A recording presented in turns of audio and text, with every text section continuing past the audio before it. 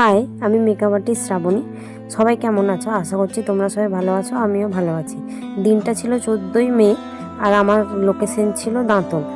তো ঝটপট রেডি হয়ে চলে গেছিলাম, আর এটা ছিল আমার সেই বান্ধবীর কাজ যেটা আগের দিনে আমরা গেছিলাম। তো আমরা দুজনে চলে এসেছিলাম এখানটায়, আর অনেকটাই লেট হয়ে গেছিলো। আমরা পৌঁছেই করে ঝটপট জিনিসগুলো রেডি করে কাজ শুরু করে দিয়েছিলাম, কারণ অনেকটাই লেট হয়ে গেছিলো।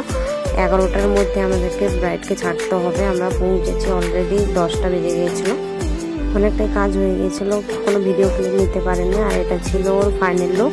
হেয়ারটা আমি করেছিলাম আর ফুল মেকআপটা আমার বান্ধবী করেছিল। তো তোমরা অবশ্যই কমেন্ট করে জানাও লুকটা কেমন লাগছিলো।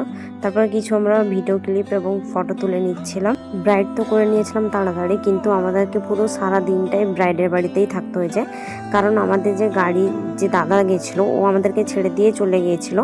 ওর কিছু কাজ থাকায় ও আনতে যেতে লেট করেছে। তো আমরা বসে বসে আর কি করব, বোরিং হচ্ছিলাম।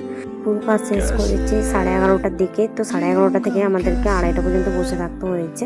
তারপরে দাদা গিয়েছিলো। তারপরে আমরা বাড়ি ফিরলাম। সবাই ভালো থাকবেন, সুস্থ থাকবেন, টাটা।